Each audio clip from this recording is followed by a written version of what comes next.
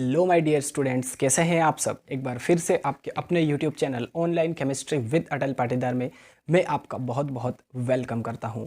आज के वीडियो में यूनिट 3 इलेक्ट्रोकेमिस्ट्री के बहुत ही ज़्यादा कंफ्यूज करने वाले टॉपिक हम करने वाले हैं, लेकिन आपको टेंशन नहीं लेना है। सारी टेंशन आप मुझ पर छोड़ दीजिए। आपका काम बस वीडियो को एंड तक कॉन्सेंट्रेशन से ध्यान से देखना है। ओके, तो आज के जो टॉपिक हैं जो हम कवर करेंगे वो है resistance, Ohm's law, resistivity, conductance and specific conductance. Okay, एक एक करके हम इन सभी को एग्जाम्पल के थ्रू, डायग्राम के थ्रू अच्छे से क्लियर करेंगे। डायग्राम के थ्रू जो हम पढ़ते हैं वो हमें लंबे टाइम तक याद रहता है। ठीक है, तो मेरा ये मानना है कि डायग्राम के थ्रू अगर आप पढ़ेंगे तो आप अच्छे से जो टॉपिक है, कंफ्यूज करने वाले टॉपिक हो या सिंपल टॉपिक हो, आप याद कर पाएंगे। ओके, चलिए तो बिना टाइम वेस्ट किए वीडियो स्टार्ट करते हैं। सबसे पहले हम पढ़ेंगे ओम्स लॉ के बारे में, लेकिन ओम्स लॉ पढ़ने से पहले मैं कुछ इंपॉर्टेंट इंफॉर्मेशन आपको दे देता हूँ रेजिस्टेंस के बारे में।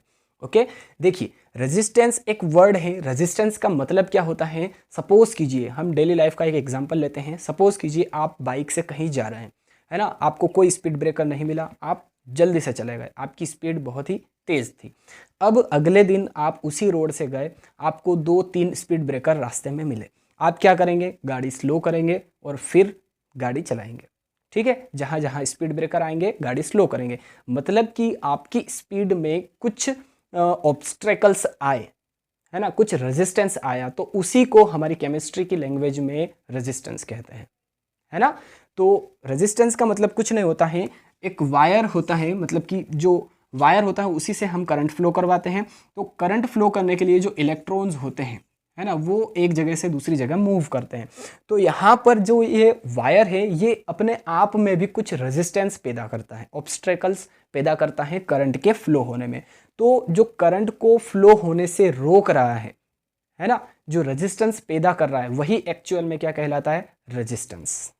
ठीक है, क्लियर हो गया।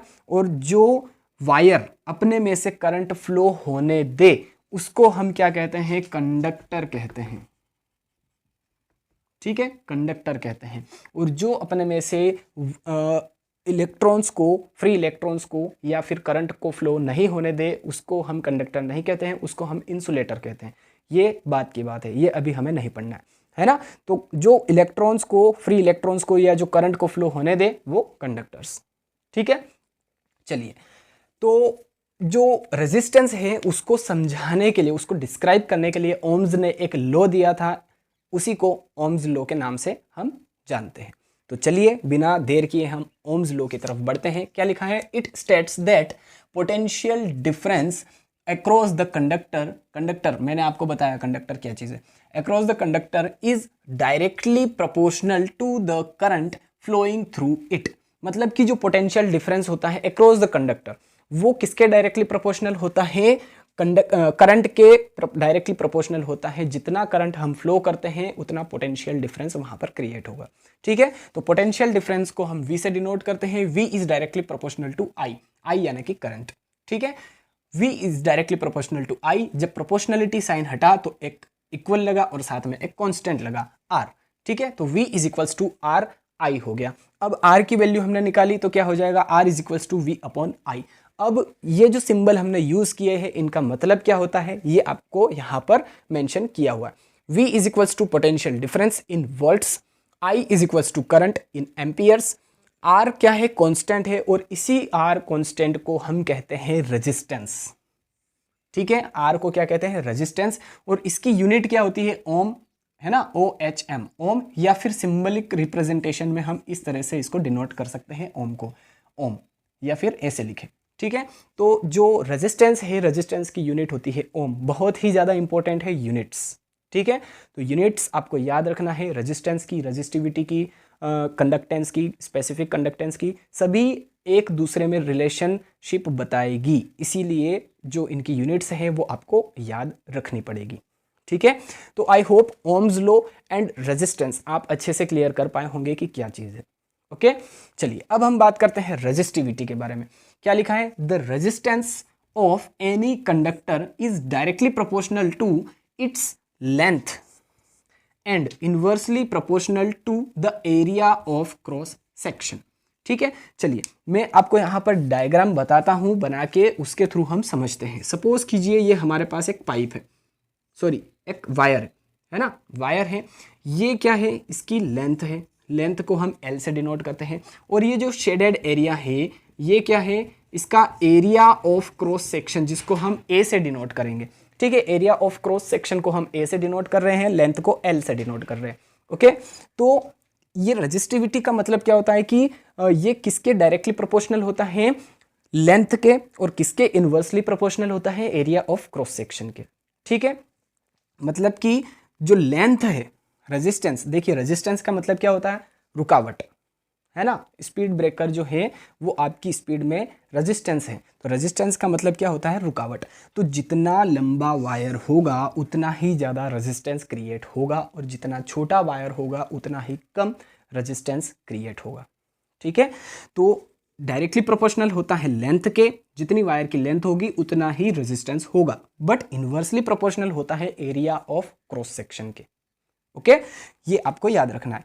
तो यहां से हमें दो चीजें मिलेंगी, दो इक्वेशन हमें मिलेगी। फर्स्ट इक्वेशन क्या हो जाएगी, फर्स्ट इक्वेशन हमारी हो जाएगी R, रेजिस्टेंस को हम R से डिनोट करते हैं, तो R is directly proportional to L, ये इक्वेशन 1 हो गई।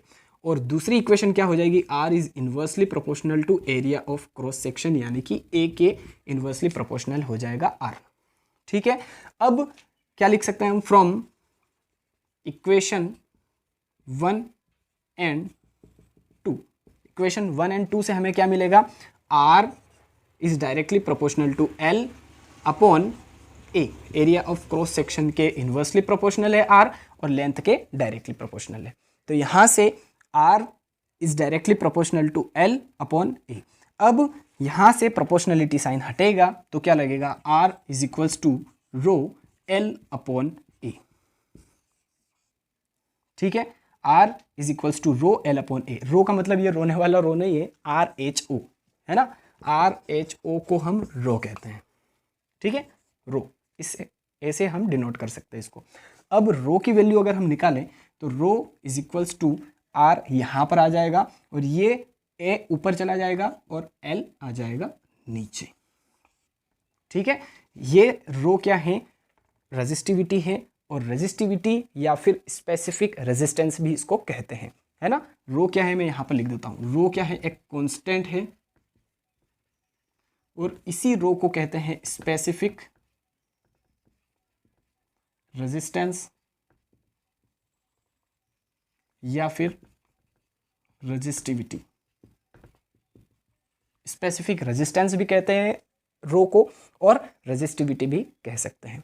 ठीक है, तो आई होप रो की जो वैल्यू है ये कैसे हमने निकाली, यहाँ से इक्वेशन 1 एंड इक्वेशन 2 को हमने कंबाइन कर दिया, मिला दिया, तो हमें क्या मिला, R is directly proportional to L upon A। यहाँ से प्रोपोर्शनलिटी साइन हटा तो एक कांस्टेंट लगा रो। अब रो की वैल्यू जब हमने निकाली तो रो इज इक्वल्स टू ये R यहाँ पर आ गया, और A ऊपर आ गया, और L नीचे आ गया, तो rho is equals to R A by L हो गया। अब रो यहाँ पर क्या है, एक कांस्टेंट है, और इसी कांस्टेंट को हम रेजिस्टिविटी या स्पेसिफिक रेजिस्टेंस के नाम से जानते हैं। आई होप यहाँ तक आपको अच्छे से क्लियर है। अब हम बात करेंगे इसकी यूनिट के बारे में। यूनिट बहुत ही ज़्यादा इंपॉर्टेंट होती है। ठीक है, चलिए, तो यूनिट की अगर हम बात करें तो देखिए, रो इज इक्वल्स टू R की यूनिट, R यानी कि रेजिस्टेंस, रेजिस्टेंस की यूनिट होती है ओम। ये हमें अच्छे से पता है ना। ये वाला टॉपिक आप देखेंगे या अच्छे से देखा होगा तो आपको पता होगा, R की यूनिट होती है, रेजिस्टेंस की यूनिट होती है ओम। तो ये लिखा हमने ओम इनटू, है ना, यहाँ पर इनटू है। अब ए का मतलब होता है एरिया ऑफ क्रॉस सेक्शन, तो इसकी जो यूनिट होती है ए की, एरिया ऑफ क्रॉस सेक्शन की जो यूनिट होती है वो होती है सेंटीमीटर स्क्वायर, है ना। एरिया ऑफ क्रॉस सेक्शन की यूनिट होती है सेंटीमीटर स्क्वायर, ये आपको याद रखना पड़ेगा। और एल यानी कि लेंथ, लेंथ की यूनिट होती है सेंटीमीटर। ठीक है, चलिए, तो ए का मतलब ए की यूनिट हो जाएगी सेंटीमीटर स्क्वायर, और लेंथ की यूनिट यानी कि एल की यूनिट हो जाएगी सेंटीमीटर। एक सेंटीमीटर से एक सेंटीमीटर कैंसिल हो गया। अब हमारे पास क्या बचा, rho is equals to ohm centimetre, ये इसकी यूनिट हो गई, है ना, कुछ नहीं करना है, हमें बस ये वाला फॉर्मूला याद होना चाहिए। और मैंने आपको रिलेशन का पहले ही बोल दिया था कि एक दूसरे में रिलेशनशिप शो करेंगे ये, तो इसीलिए आपको सब कुछ जो मैं आपको आज पढ़ा रहा हूँ वो सब कुछ याद होना चाहिए, है ना, तभी आप यूनिट्स निकाल पाएंगे। ओके, तो rho is equals to ohm centimetre, या फिर इसको हम ए से भी लिख सकते हैं, और करके लिख रहा हूँ मैं ओम सेंटीमीटर। ठीक है, ये एसआई यूनिट नहीं है, एसआई यूनिट सेंटीमीटर नहीं होती है, सेंटीमीटर नहीं होती है, मीटर होती है एसआई यूनिट। ठीक है, यहाँ पर मीटर स्क्वायर हो जाएगा। तो अगर एसआई यूनिट हमें चाहिए तो क्या हो जाएगा, rho is equals to ohm metre, simple सी बात है, या फिर ओम मीटर ऐसे भी लिख सकते हैं हम, कोई दिक्कत नहीं होनी चाहिए, है ना। तो I hope resistance, Ohm's law and resistivity या फिर स्पेसिफिक रेजिस्टेंस, ये तीनों ही टॉपिक आपको अच्छे से क्लियर हो गए होंगे। चलिए गाइज, अब हम दो टॉपिक और करने वाले हैं, कंडक्टेंस एंड स्पेसिफिक कंडक्टेंस या कंडक्टिविटी। ओके, तो बहुत ही ज़्यादा इंपॉर्टेंट है ये भी, और बच्चों को बहुत ही ज़्यादा कंफ्यूज करते हैं, इसलिए कंसंट्रेशन से यहाँ पर आपको देखना है, बस आपका काम देखना है सिर्फ और सिर्फ। ठीक है, चलिए, कंडक्टेंस में क्या लिखा है, it is a measure of the easy with which current flows through the conductor, it is the reciprocal of resistance, it is denoted by G. ठीक है, अब कंडक्टेंस का मतलब क्या होता है ये मैं आपको बता देता हूं। कंडक्टेंस का मतलब क्या होता है कि एक जो वायर है, सपोज कीजिए कि एक प्लास्टिक का वायर है हमारे पास और एक वायर है हमारे पास आयरन का, तो यहाँ पर प्लास्टिक का वायर जो है ये करंट को इजीली फ्लो नहीं होने देगा, यानी कि ये कंडक्टर नहीं है। जो करंट को इजीली फ्लो होने दे वो कंडक्टर होगा, जो करंट को इजीली फ्लो नहीं होने दे वो कंडक्टर नहीं होगा, वो इंसुलेटर होगा। ठीक है, तो उसकी बात अभी हम नहीं कर रहे हैं, अभी हम कंडक्टर की बात कर रहे हैं। तो जो आयरन का वायर है उसमें से करंट इजीली फ्लो हो सकता है, सो यहाँ पर आयरन का जो वायर है वो कंडक्टर का काम करेगा यहाँ पर। ठीक है, तो कंडक्टर का मतलब आई होप आप अच्छे से क्लियर कर पाए होंगे, है ना।